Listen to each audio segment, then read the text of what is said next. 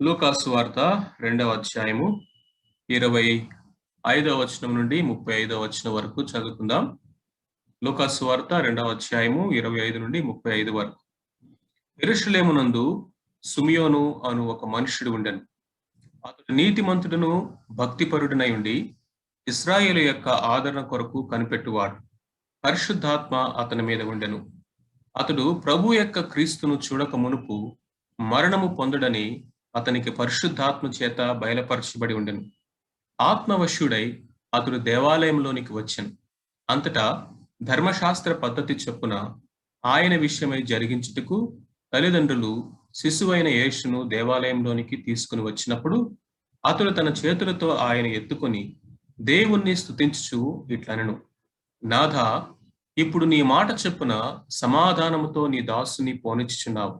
అన్యజనులకు నిన్ను బయలుపరచుటకు వెలుగుగాను, నీ ప్రజలైన ఇశ్రాయేలుకు మహిమగాను నీవు సకల ప్రజల ఎదుట సిద్ధపరిచిన నీ రక్షణ నేను కన్నులారా చూచితిని. యోసేపును ఆయన తల్లియు ఆయన గూర్చి చెప్పబడిన మాటలు విని ఆశ్చర్యపడిరి. సిమియోను వారిని దీవించి, ఇదిగో, అనేక హృదయాలోచనలు బయలుపరచబడినట్లు ఇశ్రాయేలులో అనేకులు పడుటకును తిరిగి లేచుటకును వివాదాస్పదమైన గుర్తుగా ఆయన నియమింపబడి ఉన్నాడు. మరియు నీ హృదయంలోనికి ఒక ఖడ్గము దూసుకొని పోవునని ఆయన తల్లి అయిన మరియతో చెప్పెను.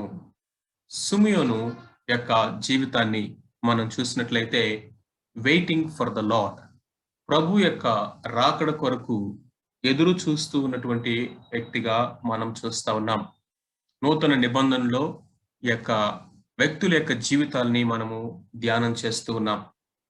సిమియోను యొక్క జీవితంలో కొన్ని ప్రాముఖ్యమైనటువంటి విషయాలు ఈ యొక్క లేఖన భాగంలో వైద్యుడైనటువంటి లూకా ఆత్మ నడిపింపుతో రాసి ఉండడం అనేది మనం చూస్తా ఉన్నాం.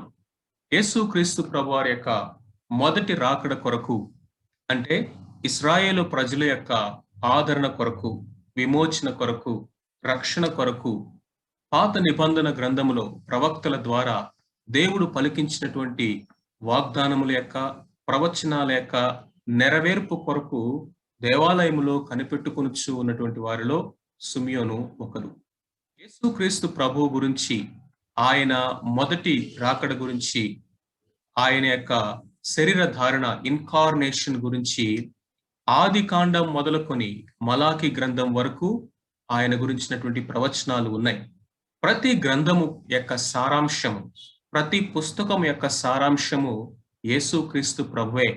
పాత నిబంధన గ్రంథం అంతా కూడా రాబోయేటటువంటి మెస్సయ వైపు ప్రజలందరినీ కూడా వేలు చూపిస్తూ నడిపిస్తూ ఉన్నట్లుగా పాత నిబంధన గ్రంథములో ఆయన రాకడ గురించినటువంటి అనేకమైన విషయాలు ఆత్మావేశముతోటి ప్రవక్తల ద్వారా దేవుడు పలికించాడు.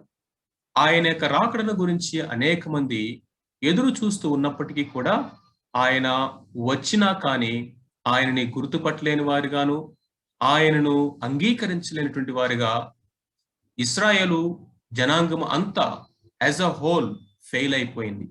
అయినప్పటికీ కూడా అలాంటి పరిస్థితుల్లో కూడా ఆయన కొరకు శేషముగా ఉండినటువంటి వారిలో కొంతమంది ఉన్నారు. అన్న, సిమియోను అనేటువంటి వారు. కాబట్టి వారిలో సిమియోను అనేటువంటి యొక్క వ్యక్తి ప్రప్రథముగా మొదటి లిస్టులో ఇశ్రాయేలు యొక్క ఆదరణ కొరకు, ప్రభు యొక్క రాకడ కొరకు కనిపెట్టుకునిచ్చినటువంటి వారిలో ఒకటిగా ఉంటూ ఉన్నాడు. ఈ యొక్క సిమియోను యొక్క జీవితం గురించి మనము చదివినటువంటి ఇక లేఖన భాగాల్లో రాయబడినటువంటి విషయాల్లో ఏమి రాయబడిందో కొన్ని క్యారెక్టరిస్టిక్స్ మనము ధ్యానం చేద్దాం.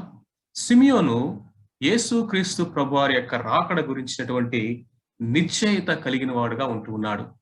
నిశ్చయత 26వ వచనాన్ని కనుక మనం చదివినట్లయితే అక్కడ ప్రభు యొక్క క్రీస్తును చూడక మునుపు మరణము పొందడని అతనికి పరిశుద్ధాత్మ చేత బయలుపరచబడి ఉండెను. అంతేకాకుండా 25వ వచనంలో కూడా ఇశ్రాయేలు యొక్క ఆదరణ కొరకు కనిపెట్టుచూ ఉండినటువంటి వాడుగా ఉంటూ ఉన్నాడు. ప్రభు యొక్క క్రీస్తును చూడక మునుపు అంటే he was absolutely sure about the Lord's coming. ఆయన రాకడ గురించినటువంటి వాగ్దానాలు నిజానికి ఆదికాండము 3:15 నుండే ప్రారంభమైనవి. ఆ విధంగా ప్రతి గ్రంథములో కూడా ఆయన యొక్క లేఖనాలు రాబోయేటటువంటి మెస్సయ గురించినటువంటి ఆ యొక్క వెలుగులోకి ప్రజలను నడిపిస్తూ ఉండటం మనం చూస్తా ఉన్నాం. సిమియోను దేవుని యొక్క లేఖనాల్ని నమ్మినటువంటి వాడుగా ఉంటున్నాడు.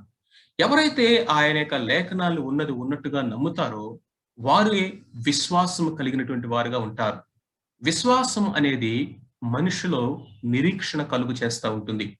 ఇంకా ఎన్ని సంవత్సరాలు ఎదురు చూడాలి, ఇంకా ఎంతకాలం మేము కనిపెట్టాలి, ఏంటి ఇది అని ఆలోచించేటటువంటి వ్యక్తులు ఎంతో మంది ఈ లోకంలో ఉండుండొచ్చు.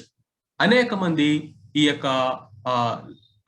ఆ టైంలో గనక మనం చూసినట్లయితే సిమియోను లాంటి వాళ్ళని ఎంతో మంది ఎగతాళి చేసి ఉండొచ్చు. అవన్నీ నమ్ముతున్నారా మీరు? నమ్మశక్యమేనా? ఇన్ని వేల సంవత్సరాలు అయిపోయినాయి, వందల సంవత్సరాలు అయిపోయినాయి, వస్తాడని ఎంతో మంది ప్రవక్తలు ప్రవచిస్తానే ఉన్నారు. కానీ ఆయన రాలేదు కదా, ఎందుకు మీరు ఇంకా టైం వేస్ట్ చేసుకుంటా ఉన్నారు?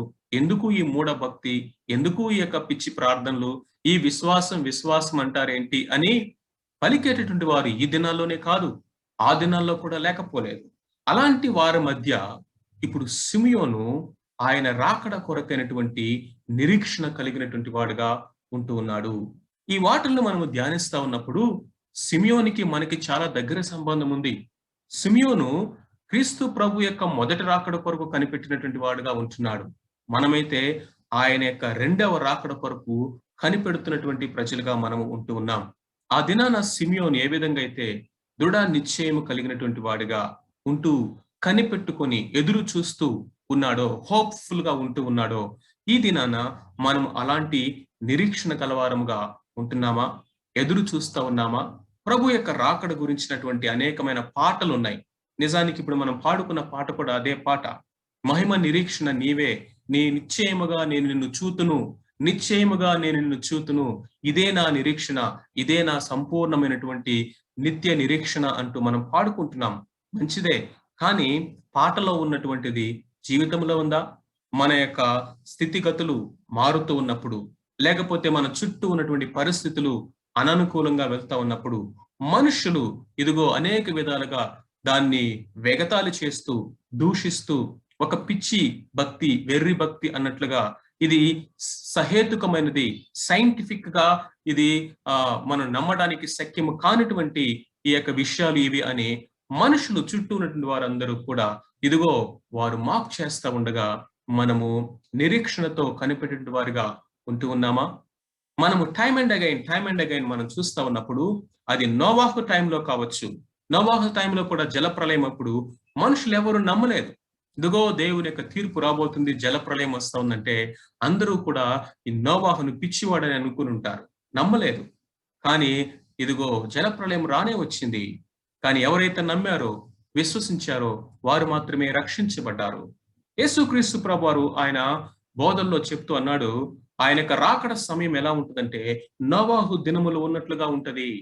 మనుషులు ఆయన రాకడ గురించినటువంటి లీస్ట్ కన్సర్న్ కలిగినటువంటి వారిగా, ఆయన తీర్పు గురించి గాని, రక్షణ గురించి గాని, ఇదిగో వారి యొక్క జీవితాన్ని గురించి కానీ, అన్నిటికంటే ముఖ్యంగా సువార్త గురించి కానీ ఏ విధమైనటువంటి కనీసమైనటువంటి అవసరత లేదు అన్నట్లుగా మనుషులు తినుచు, త్రాగుచు, కొనుచు, అమ్ముచు వారు విలాసవంతమైనటువంటి మెటీరియల్ లైఫ్ కి అలవాటు పడిపోయినటువంటి పరిస్థితులు ఉంటాయని ప్రభు చెప్పాడు. అలాంటి పరిస్థితుల్లో నోవాహు వలె, అలాంటి ప్రజల మధ్య సిమియోను వలె ఆయన యొక్క రాకడ కొరకు మనము ఎదురు చూసేవారిగా ఉంటూ ఉన్నామా? Same story. ఆయన రాకడ గురించిన వాగ్దానములు ఏమాయను అని అనేక మంది ఎగతాళి చేస్తారంట. పేతురు తన పత్రికలో ఆ విషయాలు రాస్తా ఉన్నాడు. రెండోదిగా కనుక మనం చూసినట్లయితే నిరీక్షణ అనేది ఎక్కడికి ఒక వ్యక్తిని నడిపిస్తుంటే నిశ్చయతలోనికి. అతడు ఖచ్చితంగా ప్రభు యొక్క రాకడ గురించినటువంటి నిరీక్షణ ఉన్నది కాబట్టి అతడు ఎదురు చూస్తూ ఉన్నాడంట. ఎదురు చూపు అనేది ఇక్కడ చాలా చాలా ప్రాముఖ్యమైనది ప్రియులారా. Simeon expected the lord Jesus to come at any time. ఇదిగో ఆయన పలానా టైంలో నేను వస్తాను, ఫలానా సంవత్సరంలో కన్యక గర్భవతి అయి కుమారుని కంటది అని దేవుడు సమయాన్ని, డేట్స్ ఏమి ఇవ్వాల మొదటి రాకడలో కూడా. అయితే ఆయన యొక్క రాకడ గురించినటువంటి వాగ్దానాలు ప్రతి గ్రంథములో, ప్రతి ప్రవక్త ద్వారా ఆయన పలకటము పాత నిబంధన గ్రంథములో భక్తులు వాటిని గురించి విన్నారు. ధర్మశాస్త్రములో ఆ యొక్క పుస్తకాల్లో చదివారు. వాళ్ళు చదివినటువంటి వారు, వినినటువంటి వారు ఎవరైతే విశ్వాసం ఉంచారో, నిరీక్షణ కలిగిన వారుగా ఉన్నారో వారే ఎదురు చూస్తూ ఉన్నారు. ప్రియులారా, మనలో విశ్వాసం ఉంది అంటానికి రుజువేంటో తెలుసా? అది నిరీక్షణలోకి నడిపిస్తుంది మనల్ని. నిరీక్షణ అంటే ఏంటో తెలుసా? ఎదురు చూడటమే, ఎదురు చూపటం.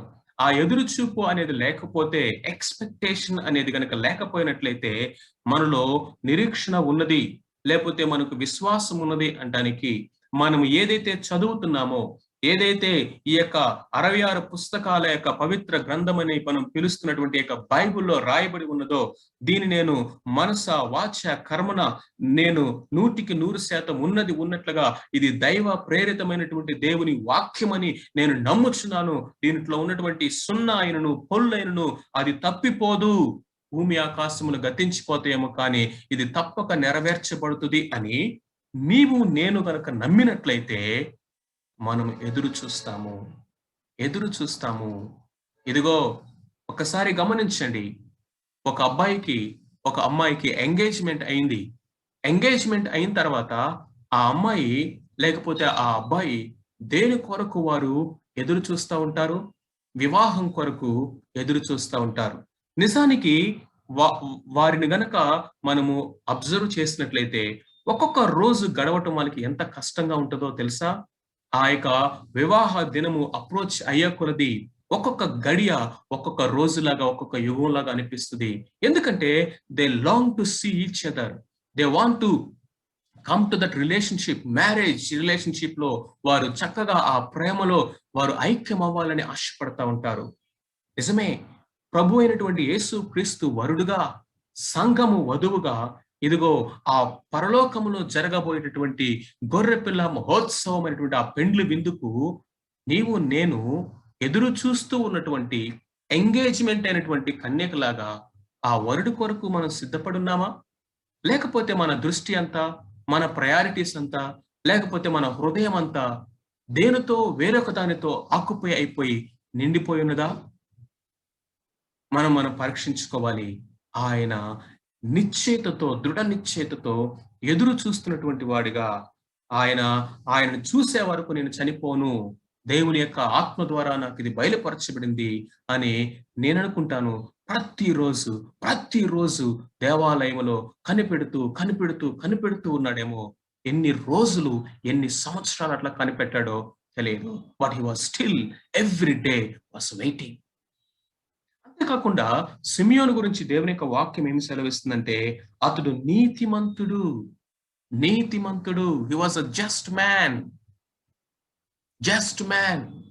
అతడు నీతిమంతుడిగా తీర్చింది ఏంటో తెలుసా? అతని యొక్క క్రియలు కాదు ప్రియులరా, విశ్వాసము. అబ్రహాము దేవుని నమ్మెను, అది అతనికి నీతిగా ఎంచబడెను. అబ్రహాము మన దృష్టిలో సూపర్ హీరో ఆఫ్ ఫెయిత్. అదే అబ్రహాము యొక్క జాబితాలో, అదే లిస్టులో మనము సరి సమానంగా రాహాబు అనేటువంటి వేశ్యను గురించి కూడా దేవుని యొక్క వాక్యం రాయబడి ఉన్నది. గలతీ పత్రికలో ఆ విషయాలు రాస్తాడు పౌలు. ఇప్పుడు చూడండి, రాహాబు దేవుని నమ్మెను, అది ఆమెకు నీతిగా ఎంచబడును అని కూడా రాయాలి. కాబట్టి నీతి అనేది, దేవుని యొక్క నీతి అనేది మన స్వక్రియ ద్వారా మనం సంపాదించుకునేది కాదు. కానీ విగ్రహారాధన చేసుకున్నటువంటి అబ్రహామును దేవుడు పిలిచినప్పుడు దేవుని మాటను నమ్మి అబ్రహాము బయలుదేరాడు. దేవుడు అతని దానికి నీతిగా ఎంచాడు. అదే విధంగా ఇదిగో దేవుని గురించినటువంటి ఆ యొక్క ఇశ్రాయేలు దేవుని గురించినటువంటి ఆ విషయాలని రాహాబు విని హృదయంలో విశ్వసించింది. ఆ విశ్వాస సంబంధమైన క్రియలను బయటికి కనపరిచింది. ఆమె నీతిమంతురాలుగా తీర్చబడింది. అదే విధముగా ఇదిగో సిమియోను కూడా దేవుని గురించినటువంటి లేఖనాల్ని నమ్మాడు. దేవుని గురించినటువంటి రక్షణ ప్రణాళికను నమ్మాడు. అది ఏదో బలినర్పించడం ద్వారా కాదు, కోడిల రక్తాన్ని చిందించడం ద్వారా కాదు, ఇశ్రాయేలీ విమోచన కొరకు, ఇశ్రాయేలు యొక్క రక్షణ కొరకు దేవుడు సిద్ధపరిచినటువంటి క్రీస్తు ప్రభువు ఆయన రాకడ కొరకు కనిపెట్టుకొనిచున్నటువంటి యొక్క సిమియోను దేవుని ఎదుట నీతిమంతుడు అని ఆయన వాక్యం సెలవిస్తా ఉంది. మనము నీతిమంతులుగా తీర్చబడింది క్రియల ద్వారా కాకపోయినప్పటికీ కూడా మనము నీతిమంతులుగా తీర్చబడింది దేనికంటే సత్క్రియలు. దేవుడు మన కొరకు సిద్ధపరిచినటువంటి సత్క్రియలు అనేటువంటి వెలుగును ఈ లోకములో ప్రకాశింప చేయడానికి, ఉప్పు వలె వెలుగు వలె జీవించడానికి ప్రభువు మనల్ని పిలుచుకున్నాడు. నిజమే, దేవుడు మనల్ని ఆయన యొక్క శిలువ మరణము ద్వారా, దాని యందు విశ్వాసం ఉంచటము ద్వారా, ఆయన యొక్క కృపచేత విశ్వాసము ద్వారా మనము నీతిమంతులుగా తీర్చబడము అన్నది హృదయములో జరిగినటువంటిది. హృదయములో జరిగిన సున్నతి అది, హృదయములో జరిగినటువంటి కార్యము అది. మరి లోకానికి ఎలా తెలుస్తుందండి మనము నీతిమంతులుగా తీర్చబడ్డామని? ఆ నీతి ఫలము, ఆ వెలుగు ఫలము, ఆ ఆత్మ ఫలము, ఆ నీతి జీవితం అన్ని మనము క్రియలలో జీవించటము ద్వారా ప్రభు ఎదుటను, ఇదిగో ఈ లోకం ఎదుట మనము నీతిమంతులుగా నడుచుకోవటం అనేది మనుషులకు కనపడుతుంది. సిమియోను నీతిమంతుడిగా తీర్చబడ్డాడు. అంతేకాకుండా నీతిమంతుడిగా తను జీవిస్తూ గొప్ప సాక్ష్యాన్ని కలిగినటువంటి వాడిగా కనిపిస్తా ఉన్నాడు. అంతేకాకుండా సిమియోను గురించి రాయబడినటువంటి మరొక మాట ఏంటంటే భక్తి పరుడునై ఉండి. గమనిస్తున్నారా? 25వ వచనము, అతడు నీతిమంతుడును భక్తి పరుడునై ఉండి. హి వాజ్ ఎ డివోట్ మ్యాన్. భక్తి పరుడు అనే మాటకి అర్థం ఏంటంటే అప్రైట్, దేవుని ఎదుట యథార్థమైనటువంటి జీవితాన్ని జీవిస్తా ఉన్నాడు. బయటికి లోపలికి ఒకే విధముగా అతడు జీవిస్తా ఉన్నాడు. భయభక్తులు కలిగినటువంటి వాడుగా ఉంటున్నాడు. ప్రభువుకు మాత్రమే తన జీవితంలో ప్రథమ స్థానాన్ని ఇచ్చినటువంటి వాడుగా ఉంటున్నాడు. అంతేకాకుండా దేవుణ్ణి అత్యధికముగా ప్రేమిస్తూ, దేవుడిచ్చినటువంటి ఆ గ్రేటెస్ట్ కమాండ్ ఏదైతే ఉన్నదో, ప్రథమ ఆజ్ఞ, నీ పూర్ణ హృదయముతో, పూర్ణ ఆత్మతో, పూర్ణ బలముతో నీ దేవుడని యెహోవాను నీవు ప్రేమించవలెను అని ఇవ్వబడినటువంటి ఆజ్ఞ చొప్పున నడుచుకుంటా ఉన్నాడు. నిజమైన భక్తి అంటే అదే. దేవుణ్ణి ఆ విధముగా మొదటి ప్రేమతో ప్రేమించటము, దేవుణ్ణి ఆ విధముగా ఆత్మతో సత్యముతో ఆరాధించటము, దేవునికి ఆ యొక్క స్థానాన్ని మన జీవితంలో ఇచ్చి ఆయనకు చెందవలసినటువంటి మహిమను ఆయనకి ఇవ్వటమే భక్తి అంటే. భక్తి అంటే ఏదో 2 పాటలు పాడటం కాదండి. భక్తి అంటే బైబిల్ పట్టుకొని తిరగటం మాత్రమే కాదండి. భక్తి అంటే మనమేదో ఒక బాహ్య సంబంధమైనటువంటి కార్యకలాపాల్లో మనం భక్తిని కనపరుచుకోవటం కాదు. భక్తి అనేది హృదయంలో నుంచి బయటకు వచ్చేది. It is from inside out. మన హృదయంలో దేవునికి ఏ స్థానం ఉంది, ఎలాంటి ప్రేమతో దేవుని మనం ప్రేమిస్తా ఉన్నాం, మన ఆరాధన ఎలా ఉంటా ఉంది, ఆయన్ని ఏ విధంగా మహిమపరుస్తా ఉన్నాము, ఇది దేవునికి ఎలా భక్తి కలిగినటువంటి వారిగా మనము జీవించటం అంటే. అతడు నీతిమంతుడు, భక్తిపరుడు అని దేవుని యొక్క వాక్యం సెలవిస్తా ఉంది. 5వదిగా మనం చూసినట్లయితే అతడు spirit field man, spirit controlled man. చూడండి, ఆత్మ ఆత్మ ఆత్మ అన్న మాట 3 సార్లు ఈ చిన్న ప్యాసేజ్ లో ఆయన గురించి రాయటం మనం చూస్తా ఉన్నాం. ప్రభువు యొక్క ఆత్మ గురించి, అతడు ఆత్మవశుడై పరిశుద్ధాత్మ అతని మీద ఉండెను. 25వ వచనం చివరిలో పరిశుద్ధాత్మ అతని మీద ఉండెను. 26వ వచనంలో అతడు క్రీస్తును చూడక మునుపు మరణము పొందుడని పరిశుద్ధాత్మ చేత బయలుపరచబడెను. ఆ తర్వాత 26వ వచనం చివరిలో ఆత్మవశుడై అతడు దేవాలయంలోనికి వచ్చెను. Look at this man. Even in the old testament period లో, ఇంకా ప్రభు అప్పుడే ఆయన జన్మ జరిగింది, ఇంకా పెంతెకోస్తు అనుభవం లేదు. దేవుని ఆత్మ మనుషుల మీదకి దిగి రావడము, మనుషుల యొక్క హృదయములో నివసించటము, నిత్యము సహవాసము, ఈ యొక్క అనుభవం ఇంకా ప్రారంభం కాలేదు. ఆ టైంలోనే దేవుని యొక్క ఆత్మ చేత నింపబడి, దేవుని ఆత్మ చేత నడిపించబడుతున్నటువంటి యొక్క మనుషులను మనం ఇక్కడ చూస్తా ఉన్నాము. సిమియోను దేవుని యొక్క ఆత్మ చేత నడిపించబడుతున్నాడు. స్పిరిట్ సెన్సిటివిటీ అనేది it is a sign of spiritual maturity. ఆత్మీయంగా మనం ఎదుగుతున్నాము అంటానికి ఒక ఉన్నతమైనటువంటి గుర్తు ఏంటో తెలుసా? మనము స్పిరిట్ సెన్సిటివిటీలో ఉంటాము. దేవుని యొక్క ఆత్మ యొక్క నడిపింపుని మనం గమనిస్తాము. ఏ విధమైనటువంటి స్పిరిట్ తో ఎదుటి వాళ్ళు ఉంటా ఉన్నారు, లేకపోతే దీని వెనక ఉన్నటువంటి ఈ యొక్క విషయాలు దైవికమైనవా లేకపోతే దుష్టుని సంబంధమైనవా? ఒకని ఎదుట సరైనదిగా కనపడే మార్గం ఉంటది. ఇది దేవుని వాక్యములాగానే ఉంటది, భక్తిలాగానే కనిపిస్తుంది, సత్యమే కదా అన్నట్లుగానే ఉంటుంది. సాతానుడు వెలుగుదూత వేషం వేసుకొని వచ్చి మనల్ని మోసం చేయడానికి వాడు విశ్వ ప్రయత్నాలు చేస్తాడు ప్రియులారా.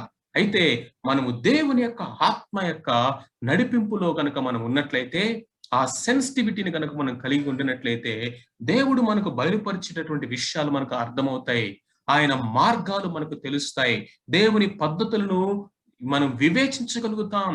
What is of the Lord, what is not of the Lord, ప్రభు వలన కలిగినది ఏంటి, ప్రభు ది కానిది ఏంటి, ఇది ప్రభువుకు సంబంధించింది కాదు, ఇది ఖచ్చితముగా దుష్టుని సంబంధమైనదే.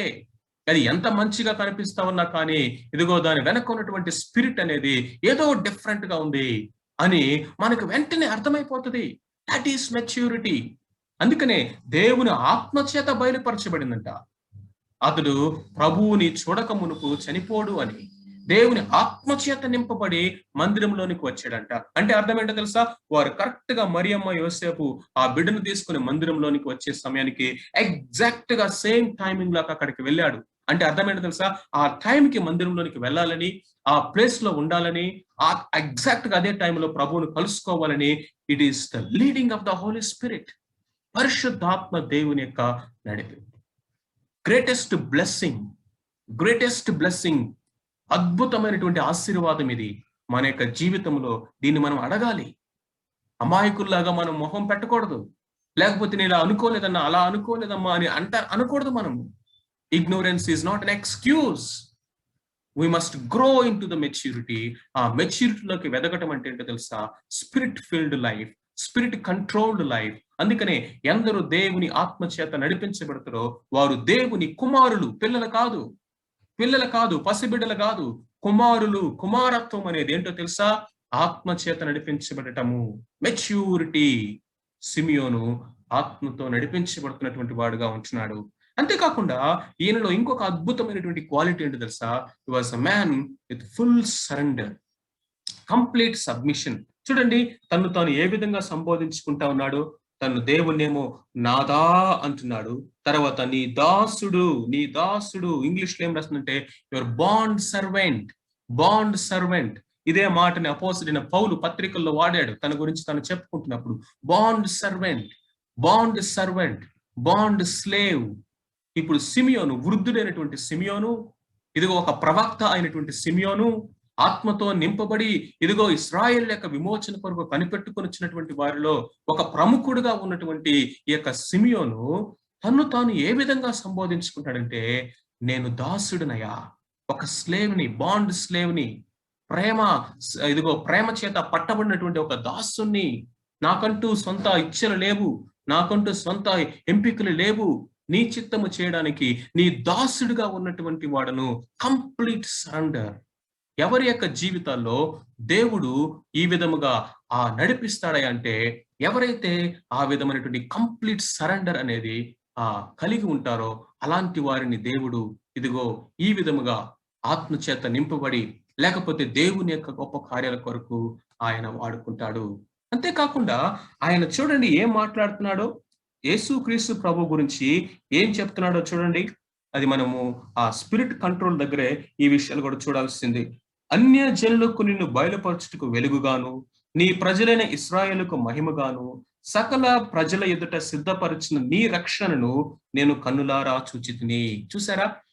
ఇశ్రాయేలు ప్రజలు ఆయన తన స్వకీయుల యొద్దకు వచ్చెను, అయితే వారు ఆయనను అంగీకరించలేదు. వారు అంగీకరించరన్న సంగతి తెలుసు. ఆయన అన్య జనులైనటువంటి వారికి వెలుగుగాను ఉంటాడన్న సంగతి కూడా ఇదిగో దేవుని ఆత్మచేత ముందుగానే బయలుపరచబడినటువంటి వాడుగా ఉంటున్నాడు.